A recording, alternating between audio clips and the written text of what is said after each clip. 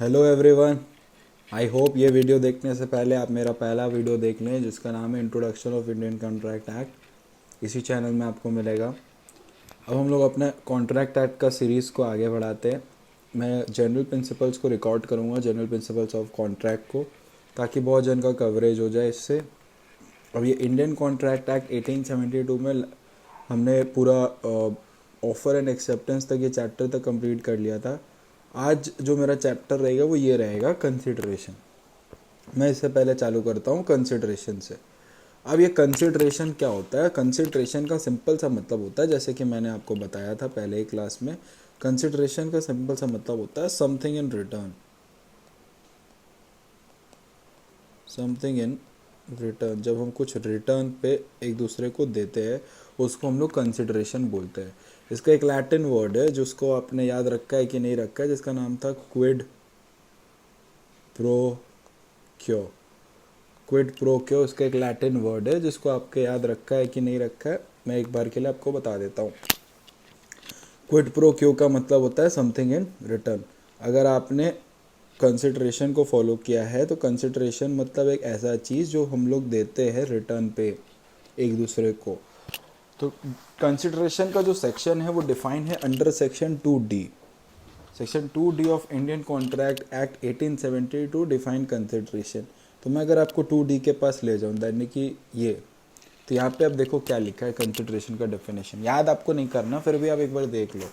When at the desire of the promisor, the promisee or any other person has done or abstain from doing anything. देखिए यहाँ पे एक ये व्यक्ति है, एक ये इंसान है जिसको हम मान लेते हैं प्रोमिसर।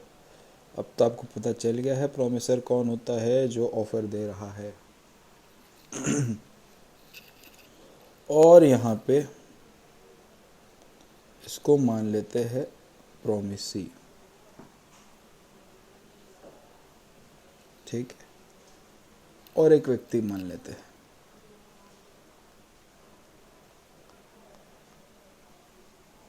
ये सन है इसका। ठीक है, सपोज कर लीजिए। अब ध्यान से समझिए ये लाइन क्या बोलता है। ये लाइन बोल रहा है कि when at the desire of the promisor, promisor के डिज़ायर पे, मतलब इस व्यक्ति के डिज़ायर पे, इसका कुछ, इसके डिज़ायर पे, इसके इच्छा अनुसार, अगर इसके इच्छा अनुसार प्रोमिसी या फिर उस कोई other person, either promisee, either ये व्यक्ति या फिर कोई और भी व्यक्ति, the promisee or any other person has done, कोई काम किया है या मना करता है करने से, डज।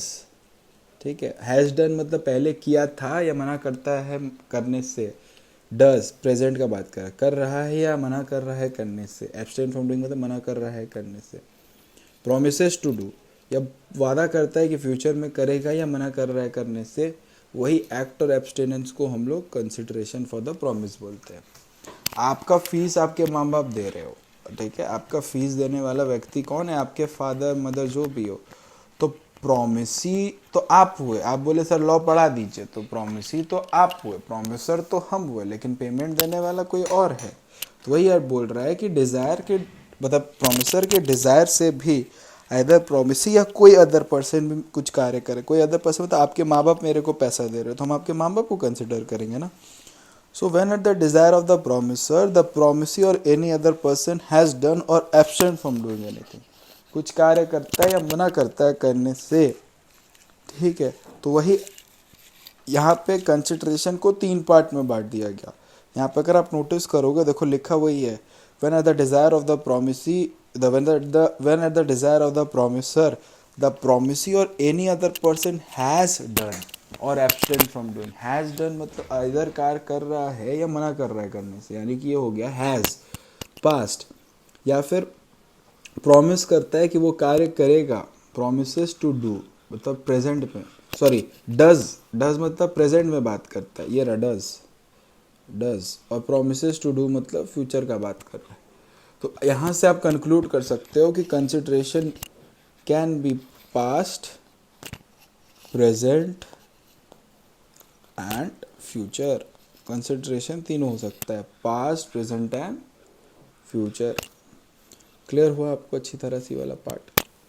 तो कुछ रूल्स है कंसिडरेशन का, देख लीजिए। There are certain rules of consideration, there are certain rules of valid consideration, there are certain rules of valid consideration।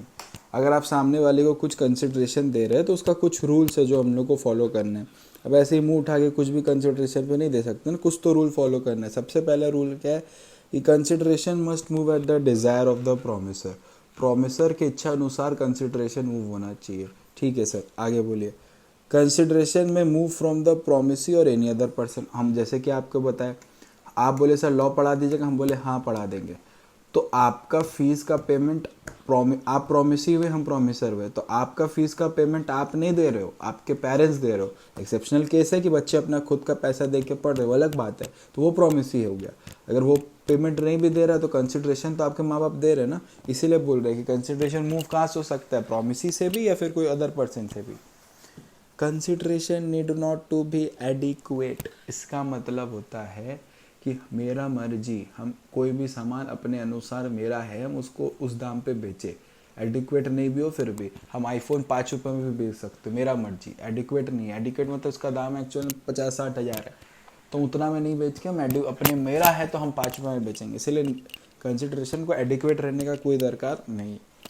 Consideration must be real and competent. आप जो कंसिडरेशन दे रहे हो वो रियल होना चाहिए, कॉम्पिटेंट होना चाहिए। रियल एंड कॉम्पिटेंट मतलब दिखना होना चाहिए, मार्केट में देख सके, आके हवा भर के दे दे रहे हो, कैसे चलेगा।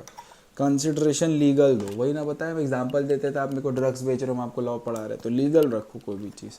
कंसिडरेशन में भी पास्ट, प्रेजेंट और फ्यूचर, ये तो पता ही है सर, अभी पढ़ के आया, अभी आपके साथ डेफिनेशन में पढ़ कर है। When at the desire of the promisor, the promisee or any other person has done or absent from doing anything, does or absent from doing anything, promises to do or absent from doing anything, such act or abstinence for such act of the promise is called consideration। उसको consideration बोलते हैं। Normal rule क्या है, general rule क्या है कि no consideration no contract.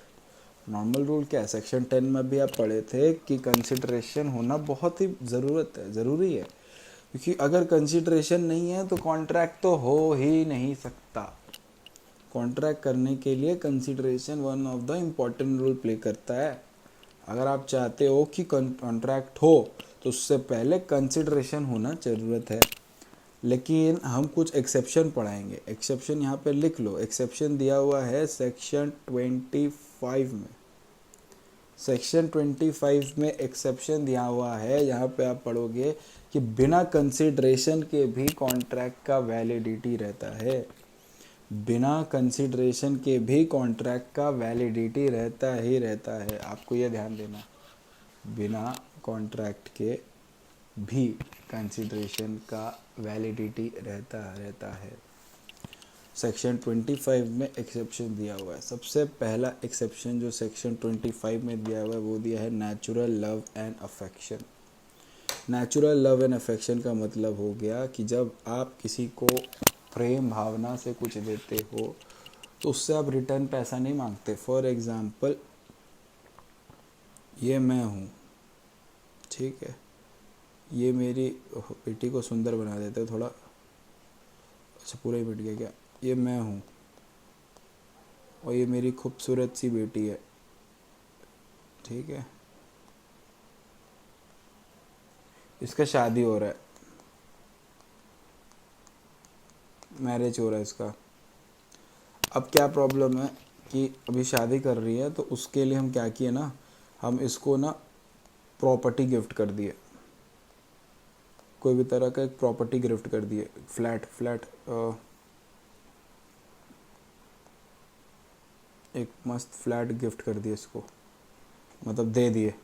तो एक बात बताओ, ये तो हम प्रॉपर्टी ट्रांसफ़र कर रहे हो, तो इस जो प्रॉपर्टी ट्रांसफ़र हो रहा है ये कॉन्ट्रैक्ट ही एक तरह से, तो क्या मेरे को कुछ पैसा मिल रहा है क्या? नहीं मिल रहा है सर। आप प्रॉपर्टी ट्रांसफ़र नहीं करो, आप ऐसे बोले बेटी तुम शादी कर रही हो, मेरा फ्लैट है ना तुम्हारे नाम पे, तो ये जो आप प्रॉपर्टी दे रहे हो इसके लिए आप कुछ पैसा ले रहे हो क्या? नहीं सर, कंसिडरेशन नहीं ले रहे, तो क्या कॉन्ट्रैक्ट वैलिड नहीं है? ऑब्वियसली वैलिड है। वही बता रहे कि अगर आप किसी को नेचुरल लव एंड अफेक्शन पे कुछ देते हो तो उसमें आपका कंसिडरेशन इन्वॉल्व नहीं होता, लेकिन फिर भी वो कॉन्ट्रैक्ट वैलिड रहेगा। एक चीज़ याद रखना कि अगर आप किसी को कुछ नेचुरल लव एंड अफेक्शन पे दे रहे हो तो वो नेचुरल लव एंड अफेक्शन का मतलब क्या होना है, आप लोग का रिश्ता जो है वो नेचुरली लव वाला है। मतलब क्या, नियर रिलेशन होना चाहिए between the parties. Near relation मतलब माँ बाप, भाई बहन, ये टाइप ऑफ रिश्ता होना चाहिए जिसको हम लोग नेचुरल रिश्ता बोलते हैं। ठीक है, तो ये कंसिडरेशन नहीं होने के बाद भी कॉन्ट्रैक्ट वैलिड रहता है। तो ये वन ऑफ द एक्सेप्शन आपको समझ आया कि नेचुरल लव एंड अफेक्शंस पे नियर रिलेशन होना चाहिए, ये तभी काम करेगा। ये आपका क्या बोलते हैं, कंसिडरेशन का जो एक्सेप्शन है तभी काम करेगा अगर नियर रिलेशन है बिटवीन द पार्टीज। दूसरा, ये नेचुरल लव एंड अफेक्शन पे होना चाहिए। आप किसी को रास्ता चलते ही जाके, आए ये प्रॉपर्टी मेरा, ये तेरा, मेरा जो फ्लैट है वो तेरा, अरे रास्ता वाला का देने से नहीं होगा ना। नेचुरल लव एंड अफेक्शन होना चाहिए, नेचुरल लव होना चाहिए, नियर रिलेशन होना चाहिए। Agreement made without consideration is valid if it is expressed in writing and is registered. बाप खाली मुंह से बोल दिया अपनी बेटी को कि बेटी ये प्रॉपर्टी तेरा, ऐसे नहीं होगा, वैलिड नहीं है। लिख के रजिस्टर्ड होना चाहिए। रिटर्न में अगर हम ये चीज़ दे तब ये एक्सेप्शन काम करता है। तो सेक्शन 25 का सबसे पहला एक्सेप्शन आपको आई गेस समझ आ गया है, जो डील करता है नेचुरल लव एंड अफेक्शन से। चलिए नेक्स्ट बढ़ते हैं। ये वाला एक्सेप्शन कवर हुआ। अब हम लोग दूसरे एक्सेप्शन की तरफ बढ़ रहे हैं जिसका नाम है compensation for past voluntary services. Now sir, what is this, what is compensation for past voluntary services. देखिए एक इंसिडेंट बताता हूँ। ये एक जगह है, यहाँ पे बहुत सारे लोग बैठे हुए थे और सडनली यहाँ पे अचानक से आग लग गया। This is my fire. Okay, suddenly आग लग गया और यहाँ से ये सारे लोग भाग आए। ठीक है, बाहर निकल गए। उसमें से ये बच्चा फंस गया इधर इस आग में। अचानक से क्या हुआ, जिसकी माँ यहाँ पे थी, इसकी माँ है और ये किड है, उसका माँ रो रही है और आप लोग बाहर हो, बाकी मेंबर्स भी बाहर है, जो अंदर थे देख रहे हैं, माँ चीख रही है। अचानक से ये वाला व्यक्ति कूदा, उसको बचा के बाहर ले आया। तो यहाँ पे वो जो कूदा बचा के बाहर लाया, ये वॉलंटरी सर्विसेज है, ये वो खुद से किया।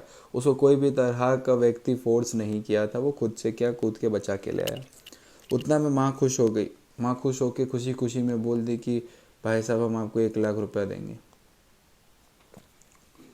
तो basically she is compensating for the voluntary services the person has done.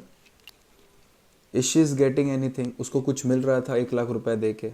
वो जो 1 लाख रुपया कंसिडरेशन उसको दे रही है बचाने सामने वाले को 1 लाख रुपया दे रही है, क्या उसको उसके बदले कुछ मिला? आप बोलोगे सर वो तो उसका बेटा को बचा के लाया तो वो दे दी, तो रिटर्न तो हुआ, बेटा बचा 1 लाख लो। नहीं, ये तो खुद से गया था बचाने, खुद से कूदा था। अगर केस ऐसा होता, माँ वहाँ पे चिक के बोलते हम उसको 1 लाख रुपये रिवॉर्ड देंगे जो मेरे बच्चे को बचा के बाहर ले आएगा, तब तो ये कॉन्ट्रैक्ट तो था ही। लेकिन यहाँ पे क्या हुआ, ये खुद से गया। तो ये 1 लाख रुपए के बदले माँ को कुछ नहीं मिल रहा कंसिडरेशन में, फिर भी इन लोग दोनों का कॉन्ट्रैक्ट वैलिड है, इसीलिए एक्सेप्शन में आता है ये, इसीलिए वन ऑफ द एक्सेप्शंस में आता है। देखिए, Ashwin saves Priya from drowning in the river. हम प्रिया को बचाए पानी में डूबने से। ठीक है, उतना में ही एक उसके मॉम आके बोली कि आपको मैं 1 लाख रुपए देंगे। यहाँ पे मेरे को कंपेंसेशन किया जा रहा है पास्ट वॉलंटरी सर्विसेज के लिए जो मैं खुद से किया। तो अगर इस केस में हम जब 1 लाख रुपया मांगने गए, वो बोल दी कि हम नहीं देंगे, हमारे बीच कोई भी कॉन्ट्रैक्ट नहीं हुआ था, तो उसको हम सू कर सकते, केस कर सकते हैं और उसको पैसा देना पड़ेगा।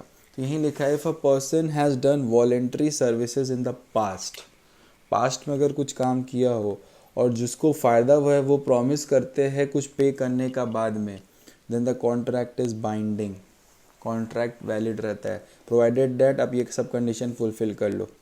क्या क्या कि सर्विस वॉलंटरी हुआ था, ऑब्वियसली वो खुद कूदा था, उसको कोई धक्का थोड़ी ना मारा था, प्रॉमिसर के लिए किया था, मतलब जो वादा किया आपको पैसा देना, आप उससे उसके लिए कुछ किए हो। ऐसा नहीं है कि ये बचा के लाया इसके बच्चे को, ये लोग ये बोल रहा हम 1 लाख देंगे, हम 1 लाख देंगे तो तुम लोग दो, ये बाइंडिंग नहीं होगा इस पे।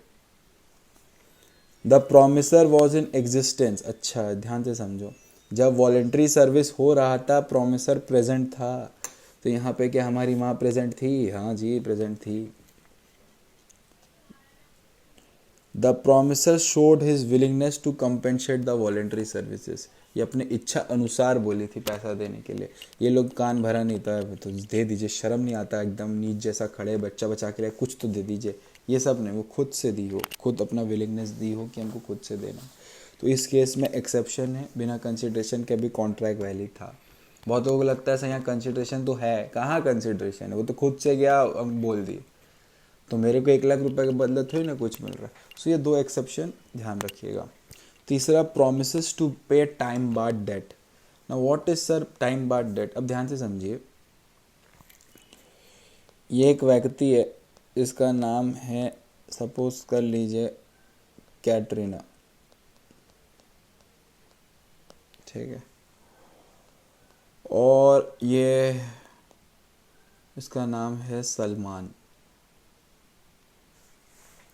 अब कैटरीना क्या की, कैटरीना सलमान से लोन मांगी, सलमान उसको लोन दे दिया, कोई प्रॉब्लम नहीं है लोन देने में, वो मस्त एकदम लोन दे दिया उसको, ले जाओ भाई लोन ले जाओ, खुश रहो। जब कैटरीना सलमान से लोन मांगी, सलमान ने उसको लोन दे दिया, और बात हुआ, कैटरीना बोली कि वो 2 साल में उसको लौटा देगी। सपोज करो चल रहा है 2016, 2 साल में लौटा देगी, यानी कि 2018 में वो लौटा देगी उसको। ठीक है, सलमान कुछ बोला नहीं कि लौटा ही देगी वो। तो 2018 आ गया, कैटरीना ने कोई पैसा नहीं लौटाया, मैच्योरिटी डेट आ गया, कोई पैसा नहीं लौटाया, और ऐसे करते करते 3 साल और निकल गया, तब भी उसने पैसा नहीं लौटाया। सलमान को आया गुस्सा, सलमान चला गया कोर्ट, बोलते हुए कि मेरे को कैटरीना ने पैसा नहीं लौटाया। कोर्ट पता है क्या बोला? कोर्ट एक सिंपल सा बात पूछा कि आप ये 3 साल थे कहाँ? Where were you for 3 years?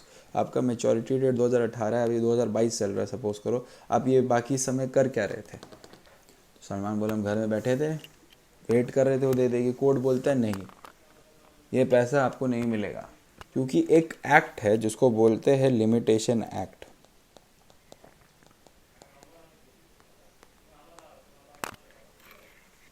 ठीक है, इसको बोलते हैं लिमिटेशन एक्ट। ये एक्ट क्या होता है? बेसिकली ये एक्ट प्रोटेक्ट करता है, किसको प्रोटेक्ट करता है? ये एक्ट प्रोटेक्ट करता है बेसिकली, ये एक्ट बोलता है कि be in your limits, her cheese limit में होना चाहिए। आप सपोज करो मेरे को आज कोई 1 थप्पड़ मारा, तो ये एक ग्रीवियस हर्ट है, सपोज कर लो ग्रीवियस हर्ट के आईपीसी के अंदर ही ग्रीवियस हर्ट के अंदर आता है। अब हम इसका कंप्लेंट क्या 10 साल बाद करेंगे कि मेरे को 10 साल पहले एक जन 1 थप्पड़ मारा तो उसको केस करो? नहीं, एक सर्टेन लिमिट के अंदर ही आप केस कर सकते थे। तो वही चीज़ यहाँ फॉलो हो रहा है कि आपका 2018 में मैच्योर हो रहा है, आप 2022 में केस करें। लिमिटेशन एक्ट बोलता है कि 3 साल, मैच्योरिटी के 3 साल तक ही आप केस कर सकते हो। तो 3 साल के अंदर केस नहीं किया तो कोर्ट उसका रद्द कर दिया, केस ख़त्म कर दिया। मतलब अब सलमान को कोई पैसा नहीं मिलेगा। अब सलमान निराश होकर रोते रोते जा रहा था, ये हमारा सलमान है, और ये रोते रोते जा रहा था कि पैसा तो मिलेगा नहीं, अब क्या होगा, केस हार गए। उतना में कैटरीना आई, उसको देखी, रोते हुए, उसको पसंद नहीं कर रही थी वो। तो कैटरीना क्या की, एक पेपर निकाली और उस पेपर में लिख के दे दी, आई प्रॉमिस टू पे यू ₹50,000। सपोज करो कैटरीना वादा कर दी कि हम तुमको 50,000 रुपये पे कर देंगे, लिखा हुआ। तो कैटरीना देखो वो रुपया दे रही है, वो रुपया उसको दे रही है जो उसको देने का ज़रूरत नहीं था। तो क्या कैटरीना को इस रुपया देने के लिए जो ये जो पेपर में लिख के दी है, ये कॉन्ट्रैक्ट फॉर्म हो जाता है बिना कंसिडरेशन का, क्योंकि कैटरीना इसको 50,000 रुपये दे रही है और 50,000 के बदले ये कुछ नहीं दे रहा है। सर इसी का पैसा तो लौटा रही है। अरे तो टाइम बाद डेट हो गया ना, वही तो मतलब है टाइम बाद का। टाइम बाद का मतलब ही यही था कि टाइम बाद डेट हो गया है, यानी कि देखिए, if a person makes a promise in writing, हाँ कैटरीना प्रॉमिस की राइटिंग में, साइन भी था और उसका एजेंट साइन तो की, अबाउट पेइंग अ टाइम बाद डेट। टाइम बाद डेट मतलब एक ऐसा डेट जिसका समय निकल चुका था, उसको वो वादा कर रही है पे करने का। Then if it's valid despite there being no consideration, बिना कंसिडरेशन के ही वो वैलिड माना था। The promise can be made to pay the debt whole or in part, अगर वो पूरा वादा करती या होल। तो बेसिकली कैटरीना उसको वो पैसा दे रही है जिसकी वजह से कुछ नहीं मिल रहा, लेकिन दे तो रही है, तो चुप रहो। उसके बाद creation of an agency, very simple है। According to section 185, no consideration is necessary to create an agency. Agency create करने के लिए कोई भी तरह का कंसिडरेशन नहीं लगता। सर अब ये एजेंसी क्या, थोड़ा ठीक से समझाइए। एजेंसी वो होता है, एजेंट वो होता है जो दो लोगों को बीच में आके मिलवाता है। Agent is a person, agent एक ऐसा पर्सन है जो दो लोगों को मिलवाता है, मीटिंग करवाता है। ठीक है, ये एक लोग है और ये एक लोग है, इन दोनों को जो मिलवाता है उसको एजेंट बोलते हैं। अब एजेंट के साथ आपका कॉन्ट्रैक्ट होता है, लेकिन एजेंट का जो कॉन्ट्रैक्ट आपके साथ है वो बाइंडिंग रहता है बिना कोई कंसिडरेशन के। ठीक है, क्योंकि वो आपका एजेंट है, बाइंडिंग रहता है। एजेंट को आप कमीशन देते हो, एजेंट को आप कमीशन देते हो, लेकिन आपके और उसके बीच में कोई कंसिडरेशन नहीं रहता। फॉर एग्जांपल मैं आपको बताऊं, सपोज करो आपको ऐसे समझो, ये कैटरीना, ओहो,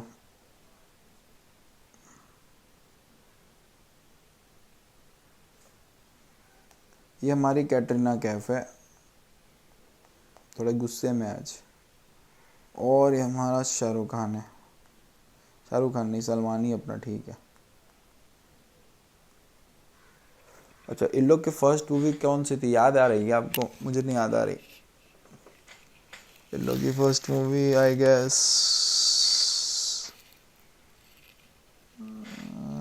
मुझे याद नहीं यार। एनीवेज, सपोज करिए ये लोग को वांटेड मूवी मिला था, तो वांटेड के जो डायरेक्टर है उन्होंने इसको और इसको एजेंट की तरह काम करके मिलाया था। तो क्या इसने या फिर इसने कुछ पैसा दिया था क्या डायरेक्टर को कि ये लो मुझे सलमान से मिला दो? नहीं, एजेंसी क्रिएट हुआ था। तो एजेंसी के लिए कोई भी तरह का कंसिडरेशन नहीं लगता। उसके बाद आता है गिफ्ट्स, कोई कंसिडरेशन नहीं लगता गिफ्ट्स में। सर पहला वाला नेचुरल लव एंड अफेक्शन और गिफ्ट में क्या फ़र्क है? फ़र्क यही है कि जो नेचुरल लव एंड अफेक्शन वाला पार्ट था वो आप सिर्फ नियर रिलेशन को देते हो, और जो गिफ्ट का पार्ट है वो आप किसी को भी दे सकते हो, उसके लिए कंसिडरेशन नहीं लगता। ठीक है, फिर भी कॉन्ट्रैक्ट वैलिड रहता है। हम किसी को रास्ता चलते ही बोले ये मेरा फ्लैट तेरे नाम पे, तू मेरे को कुछ नहीं दे रहा है, जैसे तुम लोग आंसर दिए तो हम तुम लोग को दे देते हैं ना कभी कभी, अच्छा आंसर देने से 500 600 2000, अच्छा आंसर देने से। तो तुम लोग जब आंसर अच्छा देते हो तो 2000 में दे रहा हूँ, मुझे कुछ मिल रहा है? सर आंसर तो दिए, अरे आंसर हटा दो, कुछ मिल रहा है क्या? ऐसे नहीं, गिफ्ट है। बेलमेंट क्या होता है? बेलमेंट आप पढ़ोगे अपने चैप्टर्स में भी, ये पूरा एक सेक्शन है बेलमेंट में। बेलमेंट में बेसिकली क्या होता है कि यहाँ पे, ये देखिए मैं पहले पढ़ देता हूँ आपको। Bailment as a delivery of goods from one person to another for some purpose. This delivery is made upon a contract that the post accomplishment of the purpose of the good will be either be returned or disposed of according to the direction given by the person delivering to them. No consideration is required to effect a contract of bailment. Bailment, contract of bailment में consideration का ज़रूरत नहीं पड़ता। अब bailment का contract दो तरह से होता है, आप कुछ पे करते हो या पे नहीं करते हो। बेलमेंट होता क्या है बेसिकली, बेलमेंट में डिटेल में, अच्छा बेलमेंट का आपको वीडियो लेक्चर मिल जाएगा, ठीक है, लिंक में। बेलमेंट में होता क्या है, दो व्यक्ति रहते हैं, ये अपना गुड्स देता है सामने वाले को, यूज़ करने के लिए, कोई पर्पस के लिए, और इसको बोलता है कि जब तेरा ये यूज़ हो जाए तो ये मुझे लौटा देना। तो इसमें बेलमेंट थोड़ी ना आप अपने दोस्त को अपना बुक दे देते हो, बोलते पढ़ के लौटा देना, पैसा थोड़ी ना लिए हो उसके लिए, फिर भी कॉन्ट्रैक्ट ऑफ बेलमेंट है, ये कॉन्ट्रैक्ट वैलिड है बिना कंसिडरेशन के भी। आप लोगों को में जो कॉन्ट्रैक्ट है, जब आप किसी को अपना सामान देते हो कुछ पर्पस के लिए, कोई काम के लिए, और उसको बोलते हो कि जब वो पर्पस फुलफिल हो जाए तो लौटा दे, उसी को कॉन्ट्रैक्ट ऑफ बेलमेंट बोलते हैं। 7वां नंबर आता है चैरिटी। अब चैरिटी क्या होता है? अब अगर आप किसी को चैरिटेबल एनजीओ को कुछ पेमेंट देते हो तो उसके लिए थोड़ी ना कुछ रिटर्न मांगते हो। तो ये सब सारा चीज़ आप देखो, नो कंसिडरेशन नो कॉन्ट्रैक्ट है। आप किसी को वादा किए हो कि हम आपको कुछ पे कंट्रीब्यूट करेंगे, तो कॉन्ट्रैक्ट है, ऑब्वियस सा बात है। वादा क्यों किए, प्रॉमिस क्यों किए, कॉन्ट्रैक्ट क्यों किए? तो बेसिकली ये सारा चीज़ no consideration and no contract से डील करता है। Thank you so much.